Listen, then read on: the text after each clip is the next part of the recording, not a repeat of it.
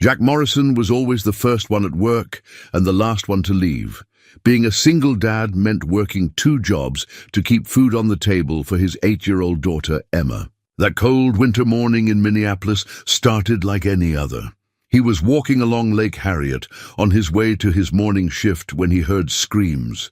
Through the fog, he saw someone had fallen through the ice. Without thinking twice, Jack ran on to the frozen lake. The ice cracked under his feet as he got closer. He didn't know the young woman he was about to save would change his life forever. She wasn't just another person in trouble. She was Sarah Thompson, the missing billionaire heiress who had disappeared from her family's empire 6 months ago. Before we jump back in, tell us where you're tuning in from. And if this story touches you, make sure you're subscribed because tomorrow I've saved something extra special for you. The front door of apartment 3B creaked open as Jack stumbled in, his clothes still dripping from the lake rescue. His hands trembled as he fumbled with the keys, the Minnesota cold biting deep into his bones. "Daddy!" Emma's voice carried from their tiny kitchen, followed by the clatter of her pink piggy bank hitting the linoleum floor, coins scattered everywhere. "I'll get your warm clothes." Jack watched his daughter dash to his room, her brown ponytail bouncing, guilt gnawing at him for making her worry. At 8 years old, she already carried too much responsibility on her small shoulders. "I'm okay, sunshine," he called after her, peeling off his wet jacket. "Just a little cold." Emma returned with his warmest sweater, the one her mother had given him their last Christmas together. "You're supposed to wait for the firefighters. That's what they taught us in school." Jack pulled the sweater over his head, breathing in the faint scent of Maria's perfume that somehow still lingered after 3 years. "Sometimes we can't wait, sweetheart." The morning sun crept through their small window, illuminating the stack of bills on the kitchen counter. Electric bill marked "Final Notice" in angry red letters. Rent due next week. Car payment already late. Emma retrieved her piggy bank, gathering the scattered coins. "Here, Daddy. I've been saving." Jack's heart clenched. "No, sunshine! That's your college fund, remember?" She pushed it toward him anyway. "Mom would want us to help people." The memory of Maria hit him fresh. Her kindness, her unwavering optimism, even during the darkest days of her illness. The medical bills had drained their savings, but she'd never once complained. "We have what matters most," she'd say, hugging Emma close. Jack glanced at the clock. 7:15. "Time for school, kiddo. I'll make you breakfast while you get ready." Emma hesitated. "But you're still shivering." "I'm fine, go on." While Emma got dressed, Jack moved on autopilot through their morning routine. 2 pieces of toast, 1 scrambled egg split between them, the last of the orange juice. His body ached from the cold swim, but there was no time to rest.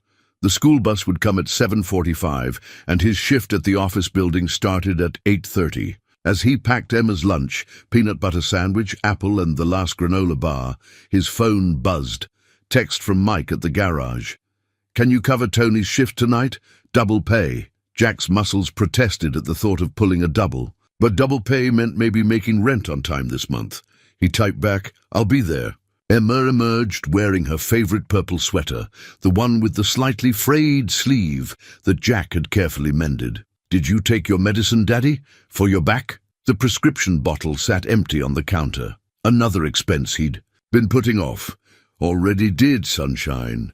Now eat up before the bus comes." They sat together at their small table, the morning sun painting shadows of the window bars across their breakfast. Emma munched her toast, eyeing him with that too-old look she sometimes got.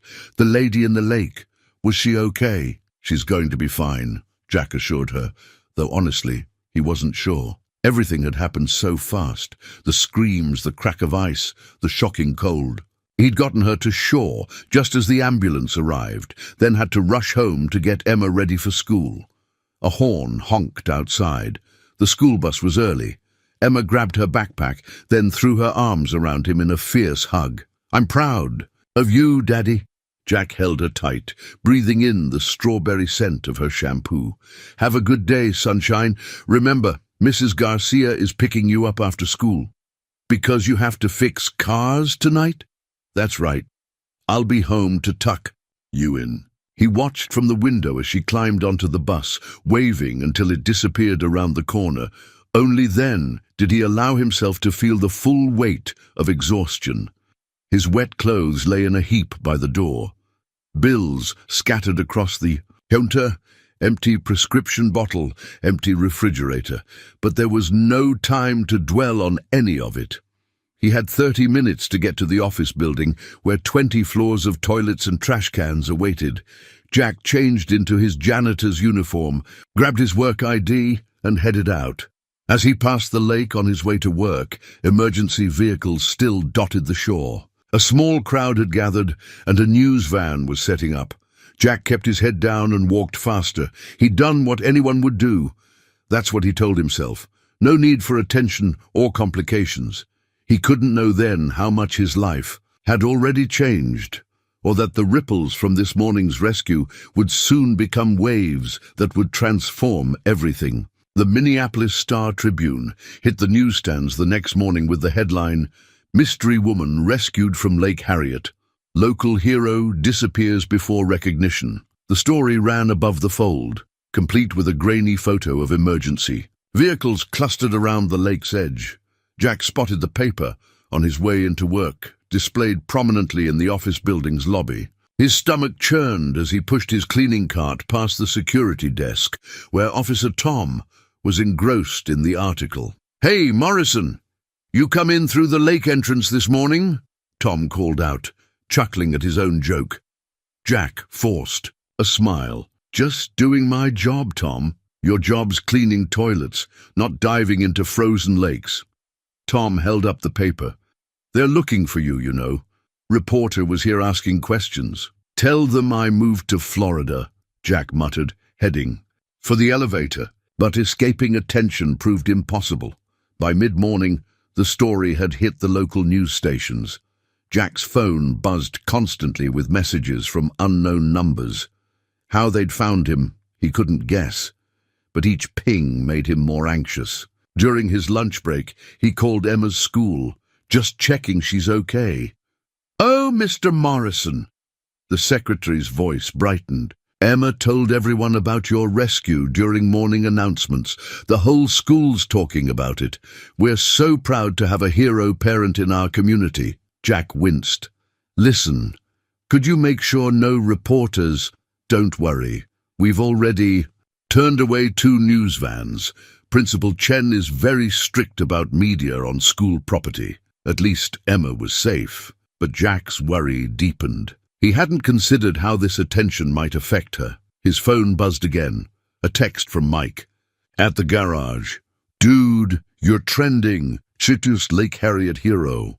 Jack didn't even know what trending meant. He turned his phone off and focused on his work, but couldn't escape the whispers and stares that followed him through the building. Around 3 o'clock, Detective Lisa Chen appeared at his custodial closet. She was short, sharp-eyed, and carried herself with quiet authority.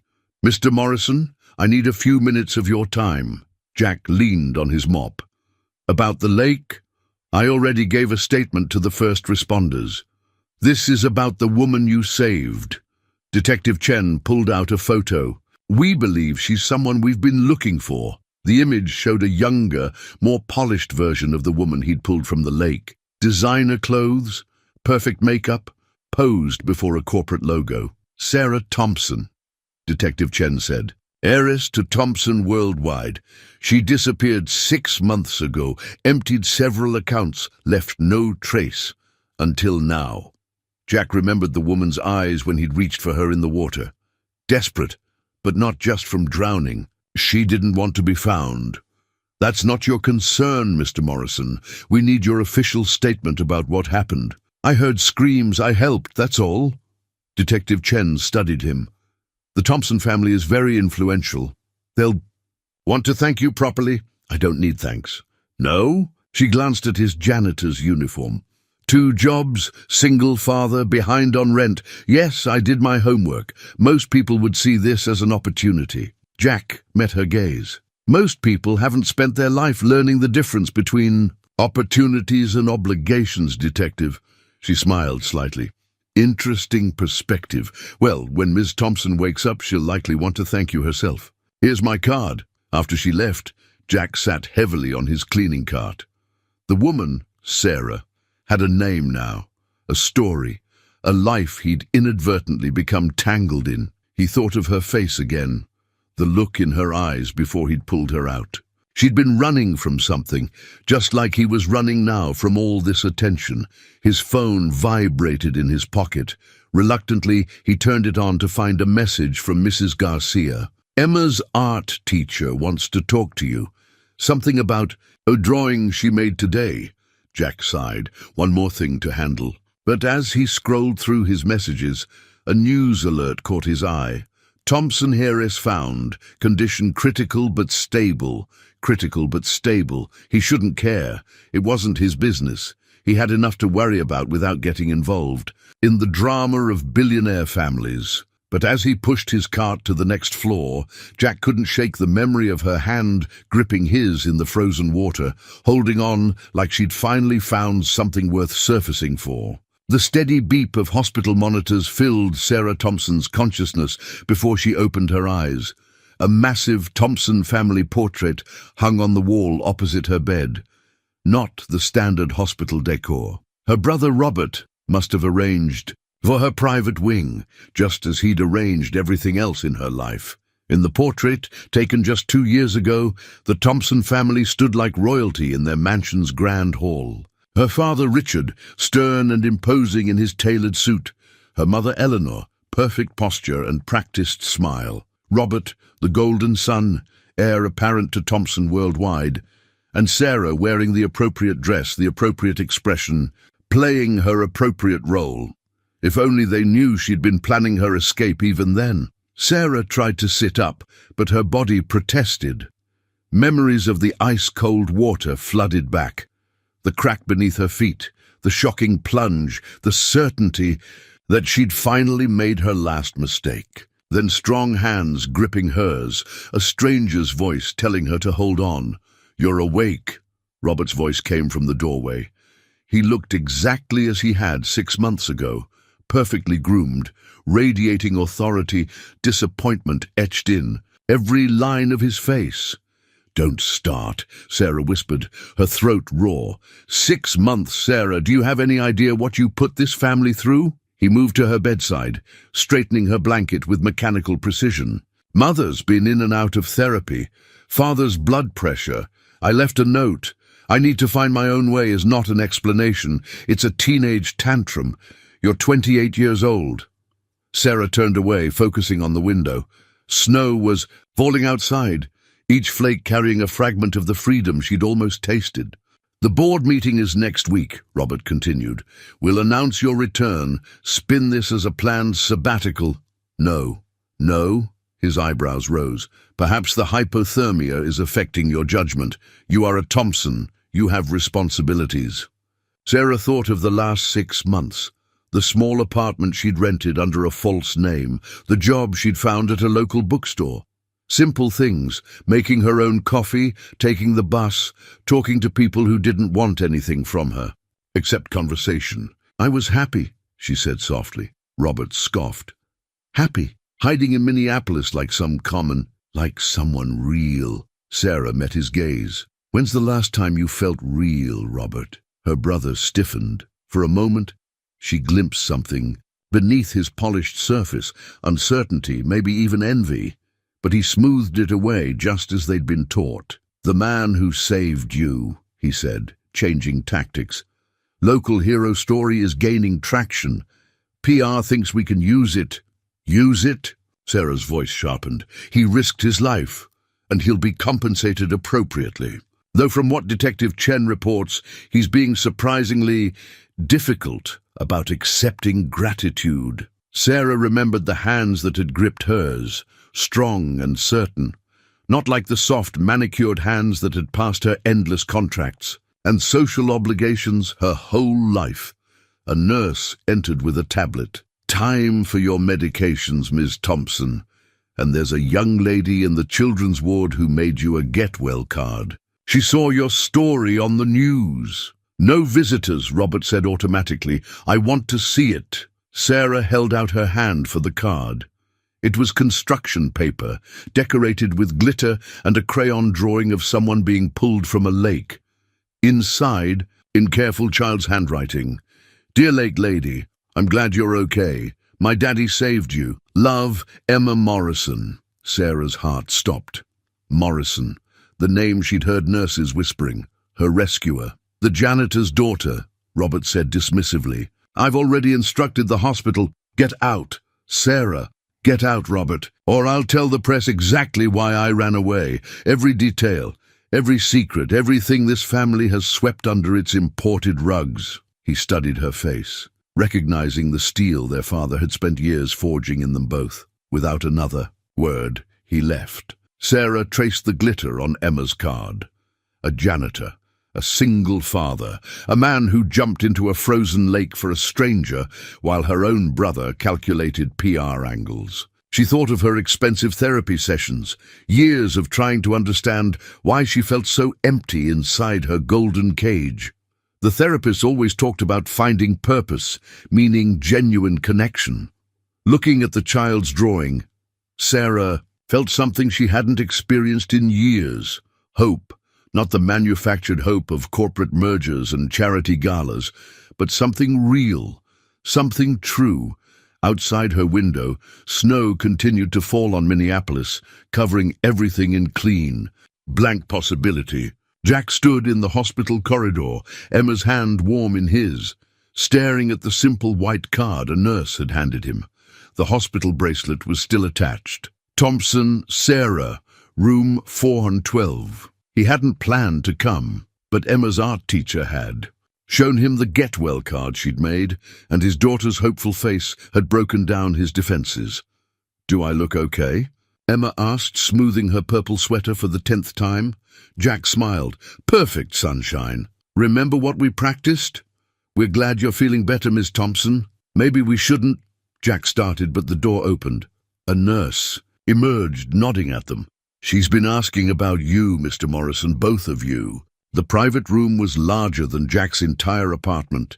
Sunlight streamed through wide windows, and bouquets covered every surface. Sarah Thompson sat propped up in bed, her dark hair loose around her shoulders, looking both more vulnerable and more real than the corporate photos he'd seen in the news.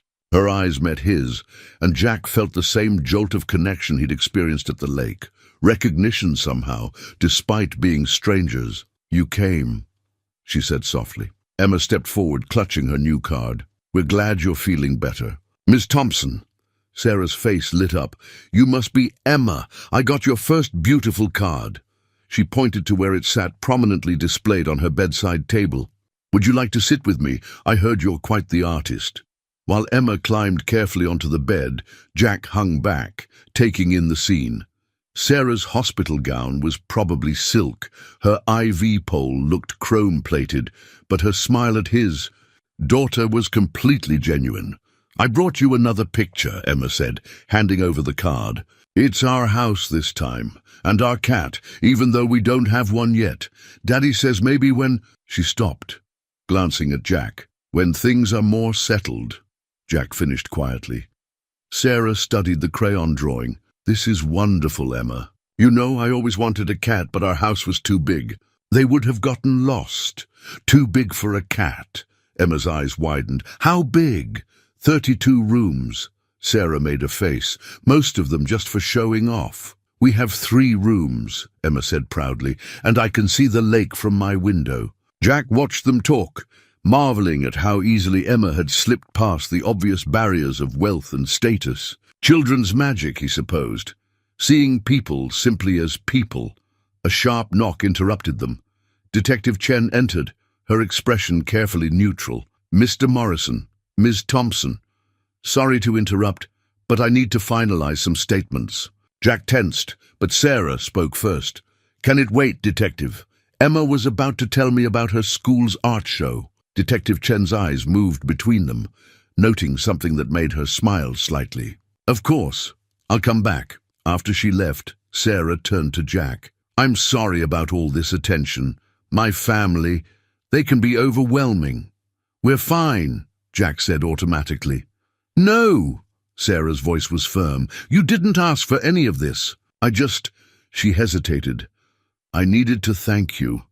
Not for the rescue, though obviously for that too, but for how you handled everything after. The media, the rewards, my family's offers." Jack shifted uncomfortably. "Anyone would have—" "No!" Sarah reached for his hand, her grip surprisingly strong. "They wouldn't have. Believe me, I know exactly how rare genuine people are."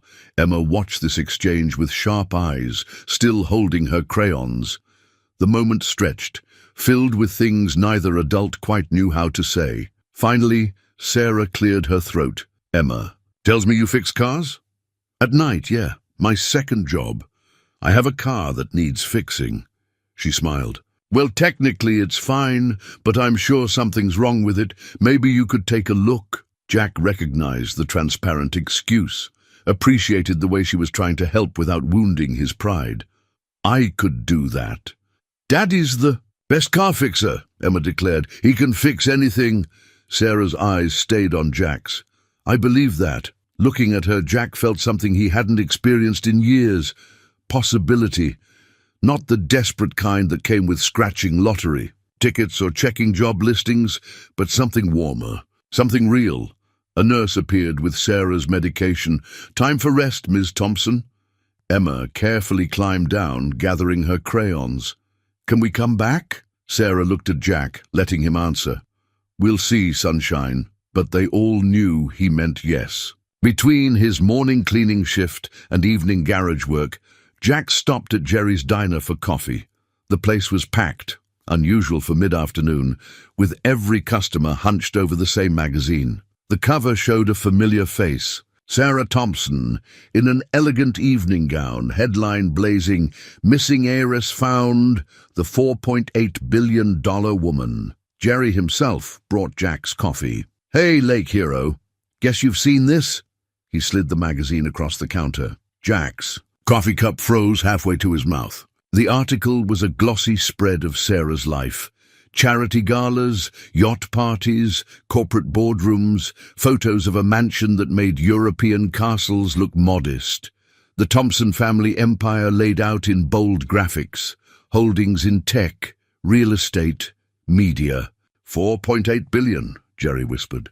"That's billion with a B. The woman you saved. She's worth more than the GDP of some countries." The coffee turned bitter in Jack's mouth. He thought of Sarah in her hospital room, talking cats with Emma, asking him to look at her car. Had it all been an act? Rich people's games? His phone buzzed. "Mrs. Garcia, Channel 5 news van outside your apartment. Emma's with me." Jack threw some cash on the counter and hurried out, but the magazine's images followed him. Sarah at the Met Gala, Sarah at her family's private island, Sarah closing billion-dollar deals. The garage was no escape. Every customer wanted to talk about it. "Did you know? Man, you should have held out for a reward. Bet the Thompsons offered you something sweet to keep quiet." Mike pulled him aside during a break job. "Listen, Jack, some guys in suits were here asking questions. Real corporate types. Everything okay?" Jack tightened a bolt with more force than necessary. "Fine, because if you need a lawyer, I need to work."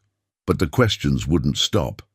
The magazine cover haunted him, Sarah's professional smile so different from the one she'd given Emma.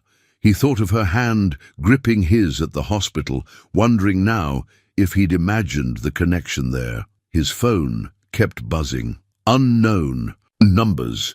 News outlets. Finally, a text from Detective Chen. "Thompson family press conference tomorrow. Thought you should know." Jack sat in his beat-up truck, grease still on his hands, staring at the magazine he'd taken from Jerry's. The numbers were staggering. Sarah's annual clothing budget could pay off all his debts. The phone in one photo on her desk cost more than 6 months of his rent. Emma's latest drawing was tucked in his sun visor.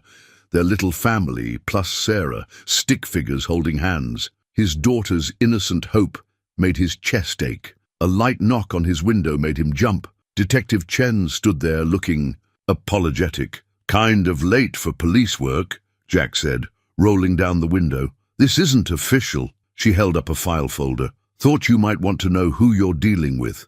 The full Thompson story. I've seen the magazine. No, you've seen the PR version. This, she tapped the folder. This is the real story. Sarah's restraining order against her ex-fiancé. The buried scandals. The real reason she ran. Jack stared at the folder, tempted. But then he remembered Sarah's eyes when she'd talked about wanting something real. Keep it, he said. Detective Chen smiled slightly. Interesting choice. Not really. Either she's playing some game, in which case I don't want to know more, or she's genuine, in which case she deserves to tell her own story. And which do you think it is? Jack thought of Sarah's face when Emma showed her the drawing. Some things couldn't be faked. Doesn't matter what I think. What matters is protecting Emma from this circus. Detective Chen nodded. Good answer. But Jack, sometimes protecting people means giving them a chance to be real. Even billionaires. She left him with that thought, the magazine still open on his dashboard. Sarah Thompson, worth $4.8 billion, who talked to his daughter about cats and looked at him like he was worth something more than headlines. Jack started his truck. Time to pick up Emma and face whatever cameras waited at home, whatever game. This was or wasn't. His priority was clear. Everything else, including the way his heart twisted when he thought of Sarah's smile, would have to wait. By morning, the viral social media post had over 1 million views. Lake Harriet hero, working class, single dad saves billionaire heiress. The video showed Jack's truck trying to navigate through a sea of reporters, someone shouting, "Is it true you turned down $1 million reward?"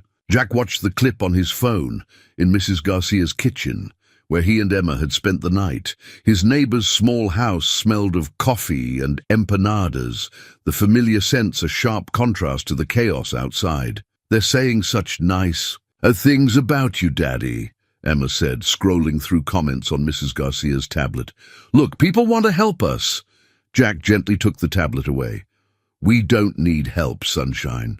We're doing fine." Mrs. Garcia snorted from the stove.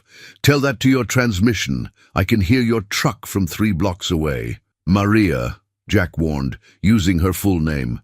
She placed a fresh empanada in front of him. "You're too proud, Jack Morrison. Sometimes God sends help through unexpected angels, through billionaires who disappear from their own lives." Jack kept his voice low, but Emma was already absorbed in her breakfast. The morning news played quietly on Mrs. Garcia's small TV. Robert Thompson's face filled the screen, standing at a podium. "The Thompson family is grateful to Mr. Morrison for his heroic actions. We're arranging appropriate compensation." Jack turned it off. His phone buzzed. Mike from the garage. "Media circus here too. Take the night off. Paid leave." Another income hit they couldn't afford. Jack rubbed his temples. "Mr. Morrison?" Mrs. Garcia's grandson Pablo poked his head in. "Channel 5 is interviewing the neighbors. They're asking about Emma." Jack's head snapped up. "What about Emma? Like her school, her schedule?" "Some lady was showing pictures." Jack was on his feet before Pablo finished. "I need to call Principal Chen," but his phone was already ringing. The school. Jack's stomach dropped. "Mr. Morrison, we've had to implement emergency protocols. Reporters on school grounds trying to interview students about Emma. We're securing the building, but you should know." Emma watched him, her empanada halfway to her mouth, picking up his tension. "Take the day off, mija," Mrs. Garcia told her. "Help me make cookies." Jack's phone kept buzzing.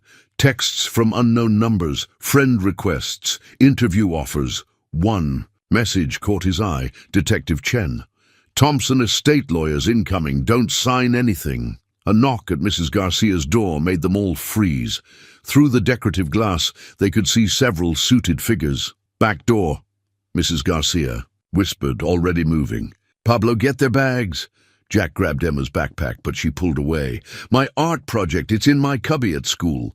"We'll get another. It's the one I made for Ms. Sarah." Emma's voice rose.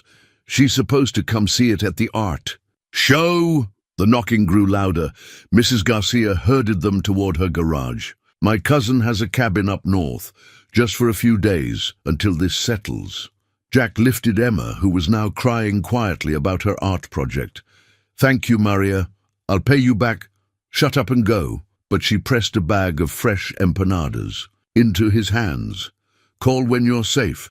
They slipped through back alleys, Pablo leading the way. Jack's phone kept buzzing, now with messages from Sarah. "Jack, I'm so sorry. Please let me fix this. My brother's handling it all wrong. Just let me explain." The last one made him pause. "Emma's art show means everything to her. Don't let my mess ruin that too." They reached Pablo's car just as a news van turned down the alley. Jack ducked, shielding Emma. "Children's museum," Pablo suggested, pulling out. "My friend works security. No media allowed." Emma sniffled. "Can we call Ms. Sarah? She'll make them go away." Jack stared at Sarah's messages. She'd included her private number, not going through lawyers or assistants. It felt genuine, but then everything had felt genuine at the hospital too. "Sometimes," he told Emma, "helping people means letting them figure things out for themselves." But as they drove away from their neighborhood, their lives, Emma's school, Jack wondered if he was protecting his daughter, or just running from something that scared him more than frozen lakes. The possibility that Sarah Thompson, billionaire, heiress, might actually be exactly who she seemed with Emma, and what that might mean for his carefully constructed walls. The Thompson family ring glinted on Robert's finger as he spread documents across the Children's Museum conference room table. 3 lawyers flanked him, while Detective Chen stood by the door, her presence requested by both sides. "Mr. Morrison, let's make this simple." Robert's voice carried the smooth authority of someone used to being obeyed.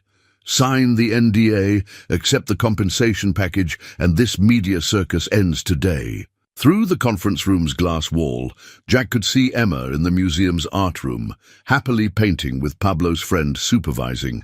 Even here, they'd found a way to create. "And if I don't sign?" Robert adjusted his cufflinks, gold, with the Thompson family crest. "Then we can't control the narrative. The press will keep digging. They'll find everything. Your wife's medical bills, the second mortgage, Emma's reduced-price lunch program." He paused. "Children can be cruel about such things." Jack's hands clenched under the table. Detective Chen shifted slightly, ready to intervene. "My daughter is not a negotiating piece." "No," Robert smiled thinly. "Then why did you let her get attached to my sister?" "The art show project? The cards, rather calculating for a simple janitor." The door burst open before Jack could respond. Sarah stormed in, still pale from her hospital stay, but vibrating with anger. She wore a simple sweater and jeans. A deliberate choice, Jack realized. Nothing like the magazine photos. "That's enough, Robert. You should be resting." Robert didn't look up from his papers. "I'm done resting. I'm done with all of it." Sarah moved to Jack's side of the table. "Tell your lawyers to leave." "Sarah!" She yanked off her own Thompson ring, slamming it down. "Now!" Something in her voice, steel wrapped in silk, made Robert wave the lawyers out. "Detective!" Chen remained, studying the siblings with sharp interest. "You're making a scene," Robert said once they were alone. "No, I'm making a choice. Finally." Sarah turned to Jack. "I'm so sorry about all this, but I need you to know, everything with Emma, with you, it was real. Is real." "Sarah," Robert's voice hardened, "Father's blood pressure. Stop using his health to manipulate me. Stop using everything to manipulate me." She braced herself against the table. "Do you know what I did during those 6 months away? I worked in a bookstore, making minimum wage, and I was happy. You were hiding. I was living, making actual friends, having actual conversations that weren't about mergers or stock prices or family legacy." She looked at Jack. "Do you know why I was at Lake Harriet that morning?" Jack shook his head. "I went for walks there every day, watching families like yours, real people living real lives. That morning I saw you and Emma walking to school. You were laughing about something. She was wearing that purple sweater. You looked free." Robert scoffed. "Freedom. Try living on a janitor's salary. Try living in a cage." Sarah's voice cracked. "Try having every decision, every relationship, every dream measured against the Thompson name. Emma shows me her art and just wants me to see it, not fund a gallery. Jack saved my life without knowing or caring who I was. Through the glass, Emma had finished her painting. She held it up proudly to show Pablo's friend. "Mr. Morrison," Robert tried again, "be reasonable. This fairy tale ends badly. For everyone. The press, the class differences, the scrutiny. Think of Emma." "I am thinking of Emma." Jack stood slowly. "I'm thinking about what I want to teach her. That kindness matters more than money. That real connections aren't bought or managed. That sometimes the richest people are the ones brave enough to walk away from wealth." Sarah's eyes filled with tears. "Jack," Robert's face darkened, "you're both delusional. When this blows up, then it blows up." Sarah moved to stand beside Jack. "But it'll be real. All of it." Detective Chen cleared her throat. "If I may, the media's circling because they smell blood. Rich heiress, working class hero. They want drama, but if there's no drama to find—" "What do you mean?" Robert demanded. "Show them something real. The art show, Emma's project. Let them see what everyone else sees. Just a family finding its way." "We're not—" Jack started. "Not yet," Sarah said softly, "but we could be." Robert stared at his sister, really seeing her maybe for the first time.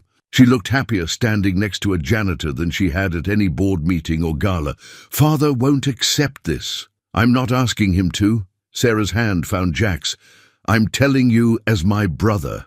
I choose this. A real life. Whatever comes. With it."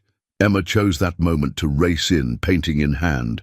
"Daddy, Miss Sarah, look what I made." 3 adults turned to watch a child proudly display her art, while one, Robert Thompson, saw his carefully constructed plans crumble in. The face of something he'd forgotten how to recognize. Truth. The job offer letter arrived by courier the next morning, delivered to Mrs. Garcia's house where Jack and Emma were still staying. Heavy cream paper, Thompson worldwide letterhead, the kind of document that changed lives. "Director of Fleet Services," Jack read aloud, sitting at Mrs. Garcia's kitchen table. "Overseeing maintenance of corporate vehicles across North America, full benefits, housing allowance, Emma's education fully covered through college." Mrs. Garcia peered over his shoulder at the salary figure and crossed herself. "Santa Maria, they're trying to buy you," Detective Chen said from her spot by the window, where she'd been watching for photographers. "Make you part of the machine." "They're trying to help," Sarah countered. She sat across from Jack, wearing the same simple clothes as yesterday. Robert actually listened. This is his way of accepting things. Jack set the letter down. Outside, he could hear Emma and Pablo playing in the backyard, their laughter a reminder of what really mattered. "It's a good job," Sarah continued softly, "one you're qualified for. Your mechanical skills, your management experience from the garage, my ability to keep quiet about the Thompson heiress." Jack met her eyes. "That's not, isn't it?" He pushed the letter away. "Your brother sees me as a problem to solve. Either I sign NDAs and take hush money, or I get absorbed into the corporate structure where I can be controlled." Sarah flinched. "He's trying to understand. In his world, this is caring." Mrs. Garcia set coffee cups in front of them both. "In his world, maybe, but Jack doesn't live in that world." She patted Sarah's shoulder. "And neither do you anymore, Majita." Detective Chen moved from the window. "Photographers found us. 2 vans down the street." Jack rubbed his temples. The offer letter seemed to pulse on the table, promising solutions to every problem that had kept him awake for years. Emma's education, medical insurance, financial security, everything except the cost to his soul. "I should go," Sarah said quietly. "I'm just making things harder by being here." "No," Jack surprised himself by reaching for her hand. "You're making things clearer." She looked at him questioningly. "This job, it's everything I should want. Everything that would make Emma's life easier. A father with a respectable position instead of a janitor who cleans toilets and fixes cars." "Jack, but that father wouldn't be me, and that life wouldn't be ours." He squeezed her hand. "Emma doesn't need things to be easier. She needs them to be real." Sarah's eyes filled with tears. Like us, whatever this is between us, it started with truth. You in the water, me jumping in, no names, no wealth, no complications, just two people connecting. Mrs. Garcia sniffed suspiciously and turned to her stove. Detective Chen smiled slightly. The media's going to keep coming, Sarah warned. My family won't stop trying to manage this. Let them try. Jack stood, still holding her hand. Emma's art show is tomorrow. Think you can handle sitting in a folding chair in a school gymnasium, looking at crayon drawings like a normal person? Sarah laughed through her tears. I've been practicing normal. I even rode the bus yesterday. Heaven help us, Mrs. Garcia muttered. But she was smiling. Detective Chen checked her phone. I can coordinate with school security. Keep the press at a reasonable distance, but you'll have to give them something. We'll give them the truth, Sarah said firmly. A regular art show, regular people. She looked at Jack. Regular love, growing in its own way. Jack felt his heart skip at the word love. Saw the moment Sarah realized what she'd said, but neither took it back. Emma burst in from outside, face flushed from playing. Miss Sarah, you're still here. Want to see my new drawing? Always, Sarah said. And Jack saw Roberts's offer letter for what it was, an attempt to buy authenticity, but you couldn't purchase what Emma's smile freely gave, or what grew naturally between two people brave enough to choose each other. He picked up the letter, tore it neatly in half. Jack, Sarah whispered, the security it would give Emma. Emma has something better, he said, watching his daughter show Sarah her drawing. She has real people who really love her. No job. Title can match that. Outside, reporters' cameras clicked away, trying to capture their story.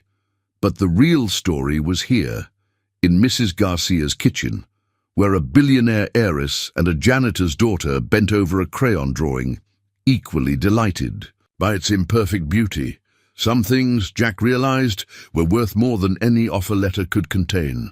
Emma's latest drawing hung on Mrs. Garcia's refrigerator, 3 figures in front of a small house, crayon smiles bright and hopeful. My family was written across the top in careful letters, with Jack, Emma and Sarah holding hands beneath a yellow sun.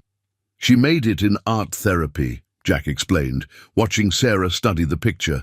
School counselor's idea to help her process everything. They sat at Mrs. Garcia's kitchen table late that evening after Emma had gone to bed upstairs. The house was quiet, except for the distant hum of news vans that had become their constant backdrop. Process everything I've complicated, Sarah said softly.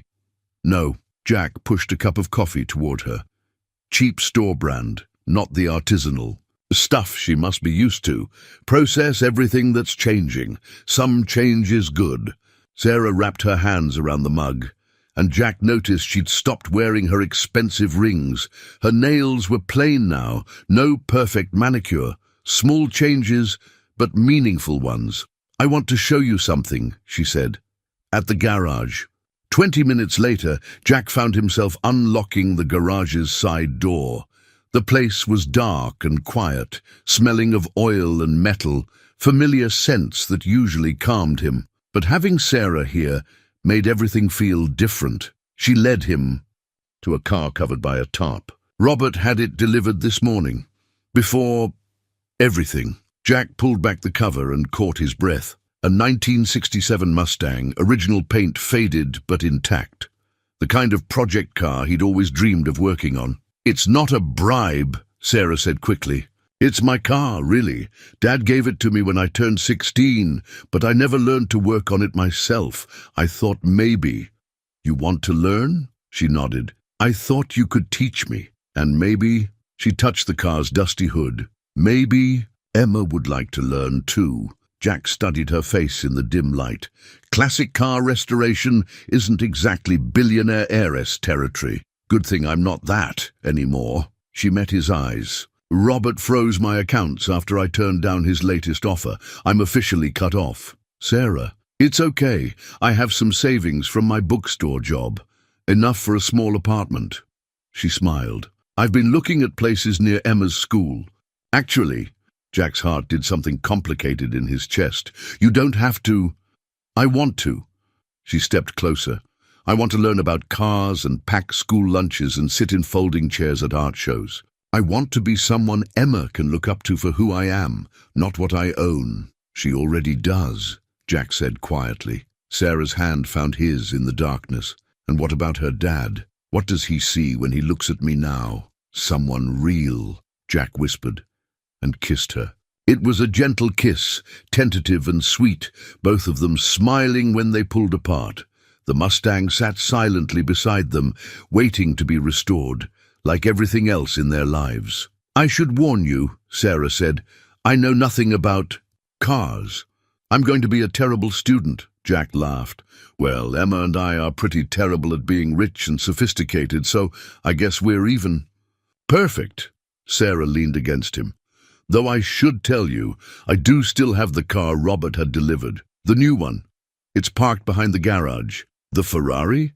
Think we could sell it? There's a little house for rent near Emma's school. 3 bedrooms, small yard. Jack turned to look at her. Sarah, I told you I'm done with that life. But one last gift from it? To help build something real? She squeezed his hand. Let me do this. Not for you. For us. For that picture. On Maria's fridge. Jack thought of Emma's drawing, of the 3 figures holding hands, of his daughter's face when Sarah helped her with art projects, of the way his own heart felt fuller, stronger when Sarah was near.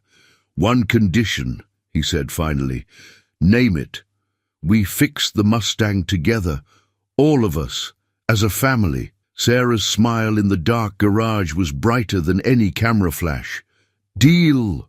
Outside, the news vans waited to capture their story. But the real story was here, in a small-town garage, where a billionaire's daughter was learning that love was the greatest wealth of all, and a janitor was discovering that sometimes the richest things in life came disguised as simple crayon drawings on a refrigerator door. The old photo album lay open on Jack's temporary bed in Mrs. Garcia's guest room. He hadn't looked at it since moving out of their old apartment, but Sarah's kiss at the garage had brought the memories flooding back. Maria smiled up from the pages, their wedding day, Emma's birth, the last Christmas before the diagnosis. A soft knock at the door. Daddy? Emma stood there in her pajamas, clutching her stuffed rabbit. I can't sleep. Come here, sunshine. He patted the bed beside him. Emma crawled up, immediately noticing the album. That's Mummy. Yeah, Jack's throat tightened. I was just thinking about her, because of Miss Sarah. Sometimes his daughter's perceptiveness took his breath away. Maybe. Emma traced Maria's, a face in a photo. Do you think Mommy would be mad? About what? About us maybe living with Miss Sarah. About... Emma hesitated. About me drawing her in our family pictures. Jack pulled his daughter close. Your mum loved you more than anything. In the world, she'd want you to be happy. But what about you being happy? Is that okay too? The question hit him like a physical blow. How long had Emma been worrying about this? A floorboard creaked outside the door. Sarah stood there, hesitant. I'm sorry, I heard voices. I can go. No, both Jack and Emma said at once. Sarah entered, slowly, taking in the scene. Her eyes fell on the photo album, understanding dawning. She was beautiful, inside and out, Jack said softly, like someone else I know. Emma patted the bed on her other side. Sarah sat carefully, respecting the moment's delicacy. That's their wedding, Emma explained, pointing to a photo. Mom made the flowers herself, and that's me as a baby. And that's our last Christmas. Her voice wavered slightly. Sarah's arm slipped around Emma's shoulders. Tell me more about her. For the next hour, they looked through photos together. Emma shared stories, some sad, most happy, occasionally mixing up memories with things Mrs. Garcia had told her. Jack found himself sharing too. How Maria always sang off-key while cooking, her terrible puns, her way of finding hope in the darkest moments. Even at the end, Jack said, she made us promise not to stop living. I didn't understand then. And now? Sarah asked quietly. Jack looked at his daughter, snuggled between them, completely at ease. at Sarah, who listened to stories about his late wife with grace and genuine interest. Now I think she knew something I didn't, that hearts can grow without betraying what they once held. Emma yawned. Mom used to say, love is like her garden. The more you grow, the more there is. Sarah wiped her eyes. She sounds very wise. The wisest, Emma agreed sleepily. Can you stay until I fall asleep? Both of you? They sat there as Emma drifted off, the photo album open between them. When her breathing deepened, Sarah whispered, "Thank you for sharing her with me. I should be thanking you for understanding, Jack gestured at Emma, for all of this. I never knew her," Sarah said, "but I see her in Emma's kindness, in your strength." She touched a photo gently. "I'm not trying to replace her." "I know," Jack took her hand. "You're writing a new chapter, not erasing the earlier ones." "Speaking of writing," Sarah smiled tentatively, "I got the keys to that house today, the one near Emma's school." Jack's heart jumped. "Already? The Ferrari's sold quickly. I thought maybe this weekend, if you want, we could look at it together. All of us." In sleep, Emma clutched her rabbit tighter, smiling slightly.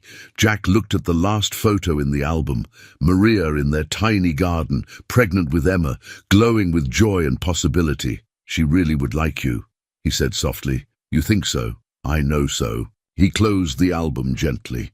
"You make her daughter happy. You make her husband remember how to live, what's not to like." Sarah leaned her head on his shoulder, careful not to disturb Emma. Outside, the world waited with its complications and cameras. But here, in a quiet room with well-worn photos and new dreams, different kinds of love found a way to coexist. "Weekend sounds perfect," Jack whispered. "Time to start our next chapter." The legal document arrived early Monday morning, carried by one of Robert's lawyers. Its cold official language cut through Jack's world like a knife. Petition for emergency custody review, and question of stability in current environment, and exposure to media exploitation. Detective Chen reviewed it in Mrs. Garcia's living room, her face growing darker with each page. "This is aggressive. They're arguing that the media attention and unstable living situation warrant immediate intervention. They can't take Emma." Jack's voice was hoarse. "They have no right. They have money," Detective Chen said bluntly, "and your recent history plays into their hands. Multiple addresses in 2 weeks, missing work, Emma's school attendance. Because of them." Sarah paced the small room. "Robert's behind this. He's using Child Protective Services to force our hands." Outside, Emma played with Pablo in the backyard, blissfully unaware. They were supposed to be looking at the new house today. Sarah had already enrolled in a basic auto mechanics class at the community college. Life had been moving forward. "There's a simple solution." Robert's voice came from the doorway. No one had heard him enter. "Sign the previous agreements. Return to the approved narrative. Sarah comes home. Mr. Morrison accepts his corporate position. Everything returns to normal." "Normal?" Sarah's voice shook. "You're threatening to take away a child to get what you want. That's not normal, Robert. That's monstrous. I'm protecting our family name, our legacy." Robert straightened his tie. "The media's already digging. Did you think they wouldn't find Maria's medical bills, the debt collectors, the second mortgage?" Jack stood slowly.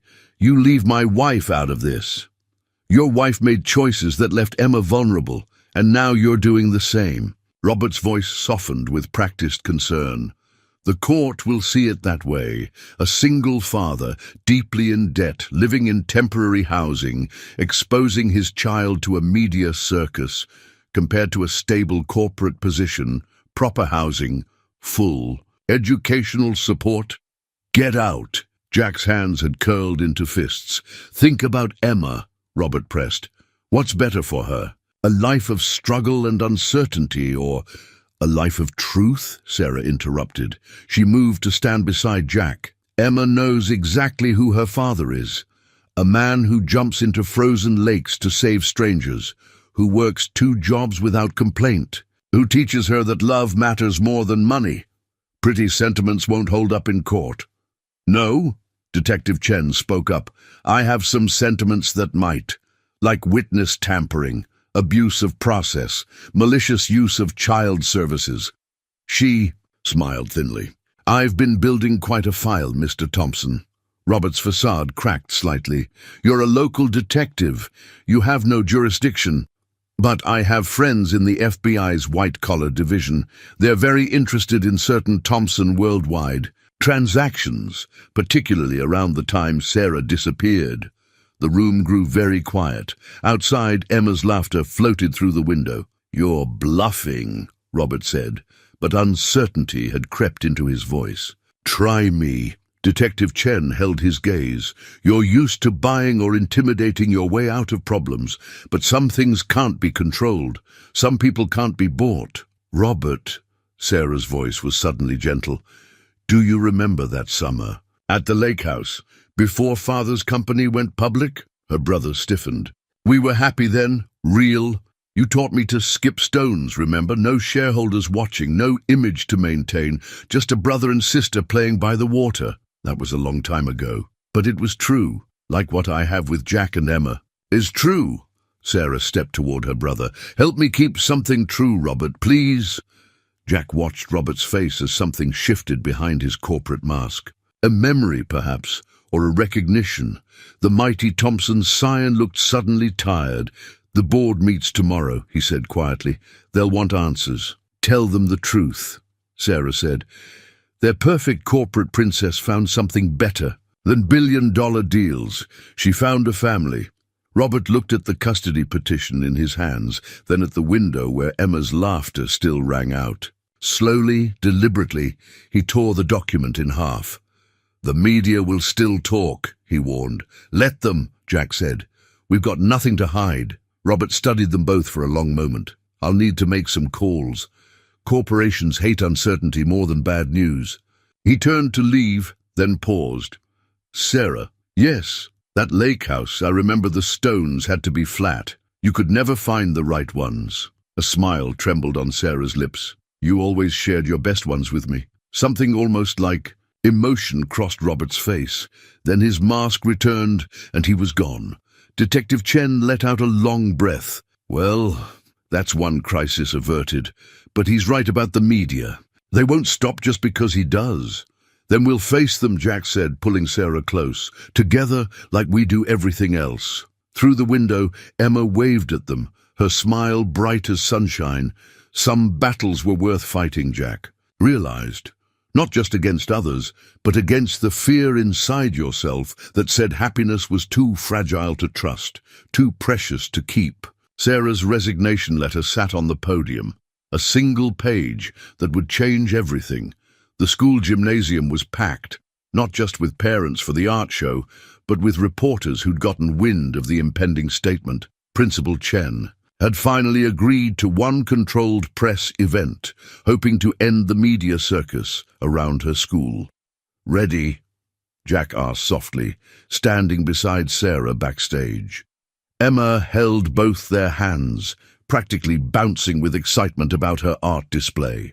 I've given $100 million presentations to boards of directors, Sarah whispered back. Why is this scarier? Because it's real, Emma said simply. Sarah squeezed her hand, then stepped up to the podium. Camera flashes erupted. She looked different than the polished heiress from magazine covers. Wearing jeans and a borrowed sweater from Mrs. Garcia, her hair in a simple ponytail. Real. Thank you all for coming, she began. Especially those of you here for your children's actual art show. I promise to be brief. A ripple of gentle laughter. I have a prepared statement, but first I want to tell you about a drawing. She gestured to Emma's art display. This piece was made by Emma Morrison. It shows 3 people in front of a house. A family. My family, though not by blood or law or corporate decree. By choice. By love. The reporters shifted, sensing a bigger story than they'd expected. 6 months ago, I ran away from a life that looked perfect on paper. I wanted something real. Then 3 weeks ago, I fell through ice into Lake Harriet. A man jumped in to save me. Not because I was Sarah Thompson of Thompson Worldwide, but because I was a person who needed help. Sarah's voice strengthened. That man, Jack Morrison, taught me more about wealth in one act of kindness than all my family's billions ever did. He and his daughter showed me that real richness isn't in bank accounts or stock portfolios. It's in morning hugs and crayon, drawings, and the courage to choose love over luxury. She lifted her resignation letter. So today, I'm formally resigning from Thompson Worldwide. I'm stepping away from my trust fund, my position, and my family obligations. Instead, I'm enrolling in community college to study automotive repair. I'm moving into a small house near Emma's school. I'm choosing to live genuinely, even if that means living simply. The gymnasium erupted with questions. Sarah held up her hand. One more thing. She turned to where Jack and Emma stood in the wings. Come here, please. They joined her at the podium, Emma immediately hugging her waist. Jack stood close, protective, but letting her finish what she needed to say. This is my family now, not because of a crisis or a rescue or a fairy tale, but because we choose each other every day. Emma teaches me about art. Jack's teaching me about cars. I'm learning that love doesn't need managing or marketing or million-dollar solutions. It just needs truth. A reporter called out, "What about the Thompson family legacy?" "My legacy?" Sarah smiled. "It's right here, in a child's drawing of the family she dreams of. In a man brave enough to jump into frozen lakes and frozen hearts. In the choice to be real instead of rich." She looked at Jack, who nodded slightly. Sarah turned back to the crowd. "Now, if you'll excuse us, we have an art show to enjoy. My daughter's worked very hard on her project, and I promised to buy her hot chocolate from the PTA stand afterward." The word daughter silenced the room. Then from the back someone started clapping, others joined in. Soon the whole gymnasium thundered with applause, not for the billionaire heiress, but for the woman brave enough to walk away from billions for love. As the applause continued, Jack leaned close to whisper, "You called her your daughter." "Is that okay?" Sarah whispered back. Emma looked up at them both, her eyes shining. "Can I call you Mom? Not instead of Mom in heaven, but like Mom on earth?" Sarah knelt down, eye level with Emma, uncaring of the cameras still flashing. "I would be honored, but only if you're ready." Emma's answer was a fierce hug that said more than words ever could. Jack helped them both up, and together they turned to Emma's art display, a crayon masterpiece of three figures holding hands in front of a small house. Above them, two suns shared the sky, one labeled "Mom Watching from Heaven," and one simply "Mom." The cameras caught it all, but for once neither Jack nor Sarah minded. Some moments deserved witnessing, some truths needed sharing, some loves changed everything. The small business loan application form sat half-completed on their new kitchen counter, next to paint swatches and renovation plans. Jack stared at the previous experience section, pen hovering uncertainly. "Put it all down," Sarah said, coming up behind him with coffee. "Every car you've fixed, every job you've managed at the garage, it's not exactly corporate experience. It's better." She kissed his cheek. "It's real experience." The morning sun streamed through their kitchen window, still bare of curtains, but Emma had plans for homemade ones involving fabric paint and ambitious designs. The house was small by Thompson standards, but perfect by theirs. 3 bedrooms, a yard for Emma's future garden, and most importantly, a 2-car garage that Jack was converting into a proper auto shop. "Morning!" Emma bounded in, already dressed for school. "Can we work on the Mustang after my homework today?" "Don't you have art club?" Jack reminded her. "After that, then. Mom's learning about carburetors in her class. She can explain them to us." Sarah laughed. "I can try, though I mostly learned how to pronounce it correctly yesterday." The normalcy of the moment struck Jack suddenly. His daughter eating breakfast, Sarah making lunch for them all, the familiar rhythm of a family morning. Even the lingering reporters outside had dwindled to an occasional photographer. "Oh!" Emma jumped up. "I forgot to tell you. Robert's coming to my presentation." Jack and Sarah exchanged glances. After the press conference, Robert had maintained a careful distance, though he'd started sending Emma small gifts, art supplies mostly, with notes signed Uncle Robert. "He called last night," Emma continued. "He wants to see my project about different types of families." "And you're okay with that?" Sarah asked carefully. Emma nodded. "He's trying to understand, like you said, and—" She hesitated. "I told him he could be in my family tree. As uncle, is that okay?" Sarah's eyes filled with tears. "That's more than okay, sweetheart." The doorbell rang. Mrs. Garcia and Pablo, right on schedule for their carpool. Some things hadn't changed, just grown richer with new additions. After Emma left, Jack returned to the loan application. Sarah watched him work, sipping her coffee. "You know," she said casually, "my first paycheck from the bookstore comes next week." Jack looked up.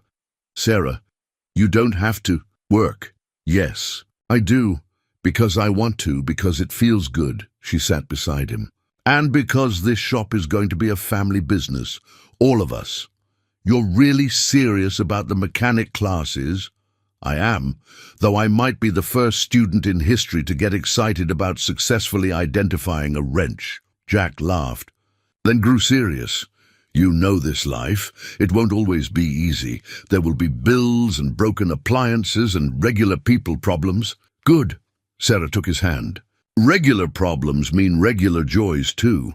Like teaching Emma to change oil. Like watching you build something that's truly yours. Like," she smiled, "like finally getting to kiss you without cameras watching." Jack set down his pen. "That does sound pretty good." Their kiss was interrupted by a knock at the door. Detective Chen stood there, holding a folder. "Last bits of paperwork," she said. "Legal name change for Sarah, updated school emergency contacts for Emma, joint business license application." She smiled.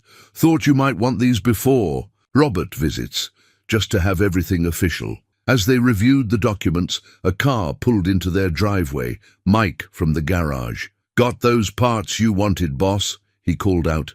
"Though I still say you're crazy to leave for your own shop." "Not crazy," Jack said. "Just ready."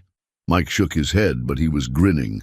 "Well, when you need an extra set of hands, you'll be our first hire," Sarah promised. After everyone left, Jack and Sarah stood in their small kitchen looking at the pile of papers that represented their new life. Loan applications, business licenses, legal documents, each one a step away from their old worlds, a step towards something they were building together. "Ready for this?" Jack asked. Sarah picked up a wrench from the counter. She'd taken to carrying one around, practicing the proper grip. "Ready for everything." The adoption papers lay open on the kitchen table, next to Emma's family tree project. Sarah stared at the forms, her hand trembling slightly as she held the pen. "We don't have to do this now," Jack said softly. "There's no rush." "I want to," Sarah replied. She touched Emma's drawing of their family tree. It was elaborate, with branches spreading in all directions. Maria held a special place at the top, marked with stars and hearts. Below, Emma had drawn their current family, including Uncle Robert and Grandma Eleanor on Sarah's side, along with Mrs. Garcia labeled as bonus grandma. "It's a lot," Jack acknowledged. "Legally becoming a parent." "It's not that." Sarah looked up at him. "I'm afraid of overstepping, of dishonoring Maria's memory." The back door opened, and Emma burst in with Mrs. Garcia, both carrying garden supplies. They were planning a memorial garden for Maria, combining Emma's artistic vision with Mrs. Garcia's gardening expertise. "Mom, we found the perfect roses!" Emma rushed to show Sarah the plant catalogue, then noticed the papers. "Are those my adoption papers?" Sarah nodded. "Are you scared?" Emma asked with her usual directness. "A little," Sarah admitted. Emma climbed onto her lap, soil still on her hands. "When I was scared about calling you Mum, you know what helped? Something Mommy used to say about her garden." "What was that?" "The more flowers you plant, the prettier the garden gets. Adding new ones doesn't make the old ones less special." Sarah hugged her tight, not caring about the dirt. "When did you get so wise?" "She gets it from both her mothers," Mrs. Garcia said, wiping her eyes with her apron. The front door chimed, Robert arriving early for their family dinner. He'd started coming regularly, slowly learning to leave the corporate world at the door. Today, he carried a large envelope. "I thought you might need these," he said, uncharacteristically hesitant. "Mother, she wanted you to have them." Inside were childhood photos of Sarah, ballet recitals, birthday parties, quiet moments Eleanor Thompson had captured of her daughter, and a note, in elegant handwriting, "For Emma's family tree. With love, Grandma." Sarah's tears fell freely now. "How is she?" "Better, the therapy's helping. She's talking about visiting, if that's okay." "Of course it is." Jack surprised himself by meaning it. "Family's family?" Emma was already incorporating the new photos into her project.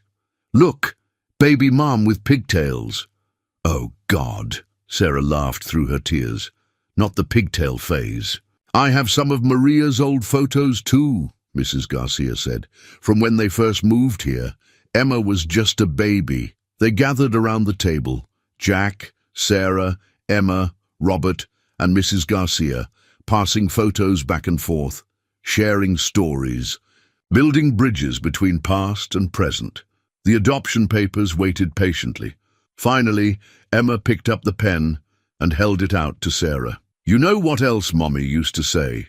Love is the only thing that grows bigger when you share it." Sarah took the pen.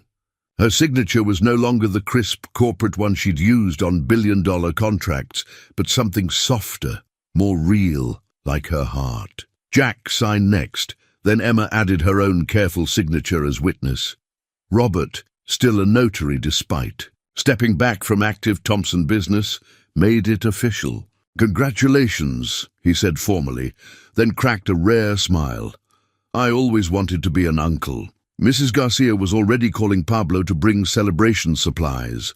Emma ran to add the final touches to her family tree, now complete with official adoption date. Sarah leaned against Jack, watching their daughter work. "Thank you," she whispered. "For what?" "For letting me into your family.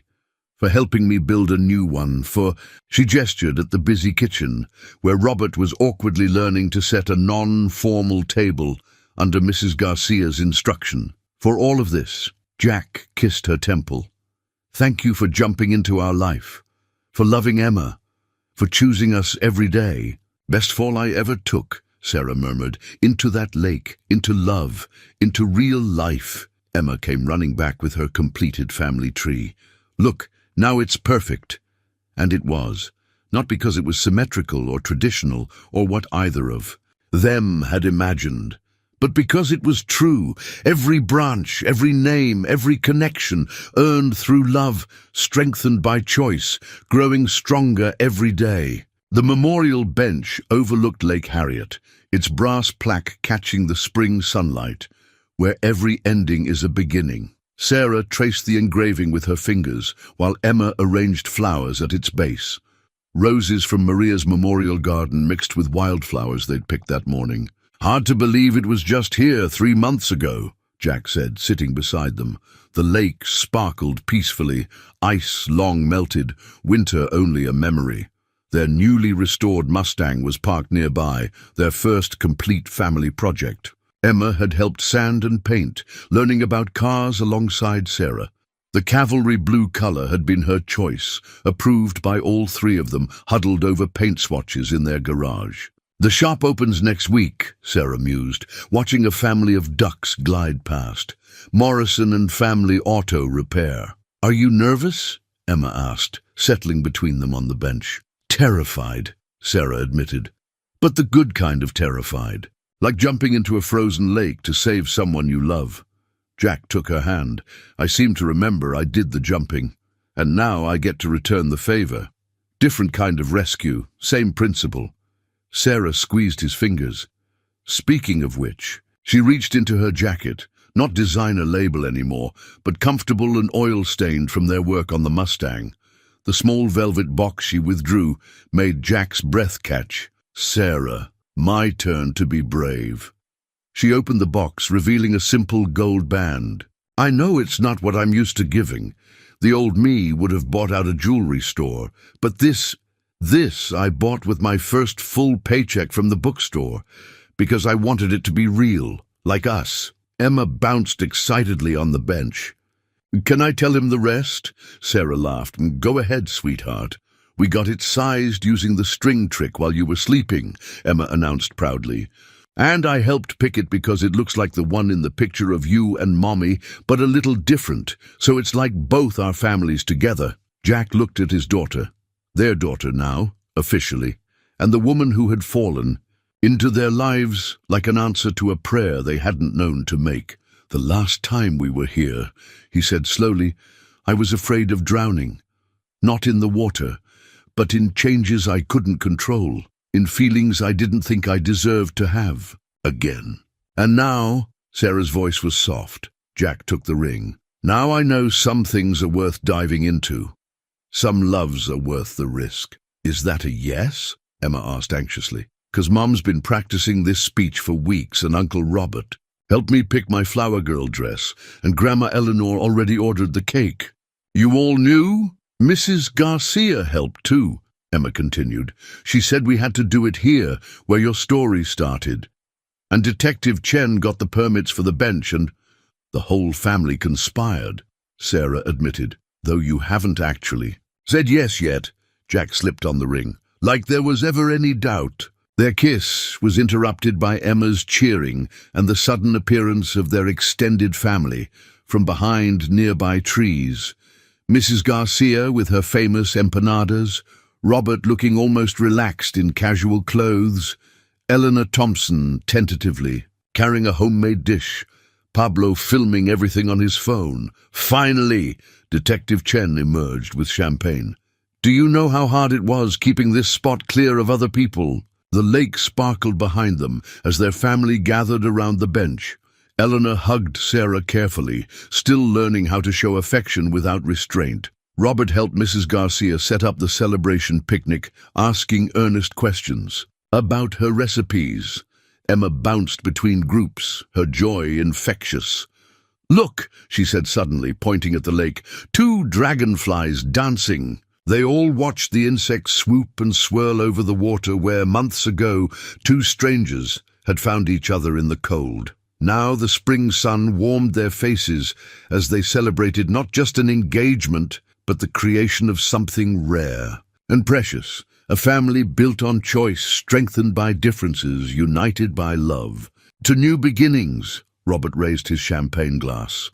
"To family," Mrs. Garcia added. "To love," Eleanor said softly, surprising them all. "To everything," Emma declared, raising her apple juice. Jack held Sarah close, their family surrounding them, the bench's plaque gleaming, where every ending is a beginning. Sometimes he realized the biggest rescues aren't dramatic plunges into frozen lakes. Sometimes they're the quiet choice to let love in, to build something new, to believe in second chances and fresh starts, and the kind of miracles that happen when you're brave enough to dive deep. The house keys clinked together, old and new, practical and symbolic.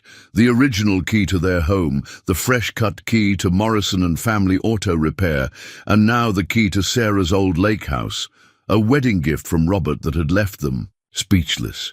"You can't give us a house," Sarah had protested. "I'm not," Robert replied. "I'm returning your house, the one where we skipped stones, remember? Father always said it was too small for entertaining clients, but it was perfect for being real," Sarah finished softly. Now, a week before the wedding, their small house buzzed with activity.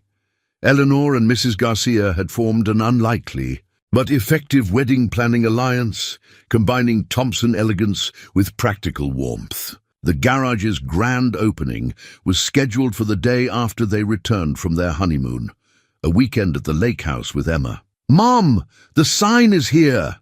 Emma called from outside. They hurried out to where a delivery truck was unloading. Their shop's sign.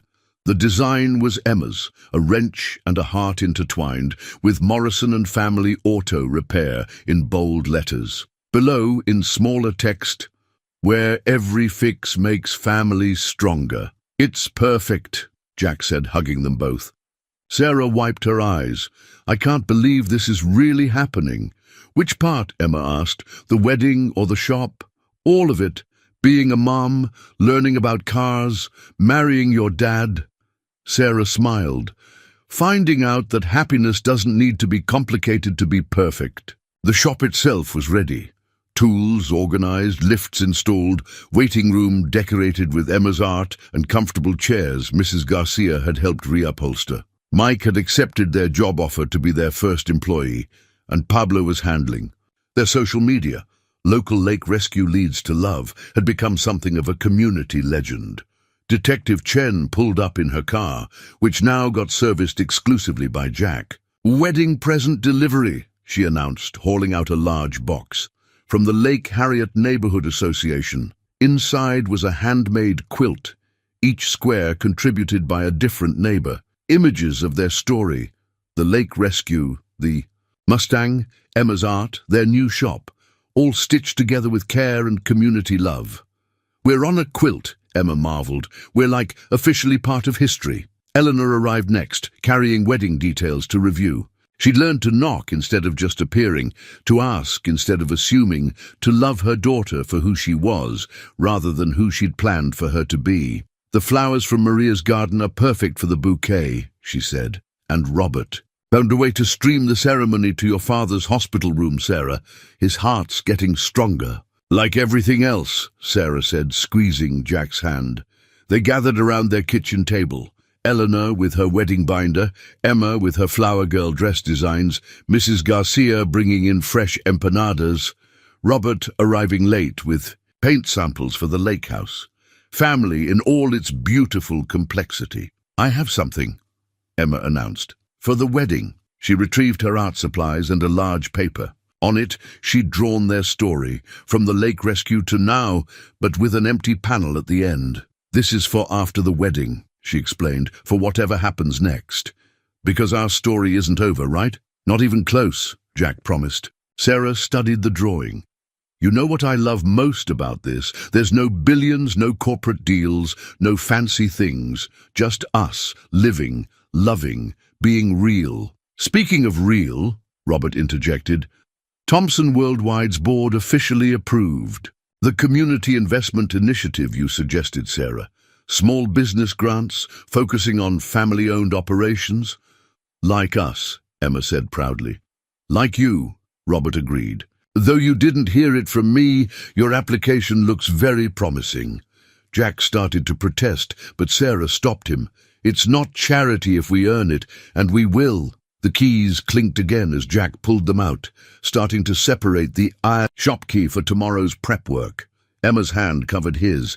Keep them together, she said, like us. Through the window, they could see their shop's sign being installed. The heart and wrench caught the sunlight, casting joined shadows. Inside, their family continued planning, a wedding, a business, a future, while Emma worked on her next drawing. Sarah watched them all, these people who had taught her that real wealth couldn't be measured in dollars.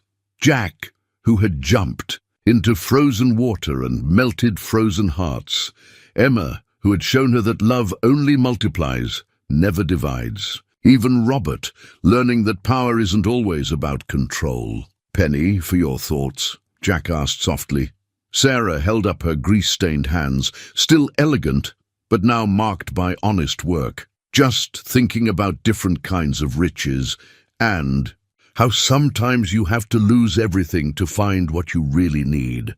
Very profound, Mom, Emma teased, adding another panel to her drawing. But you're going to be late for your mechanics class. Sarah laughed, gathering her books. Heaven forbid.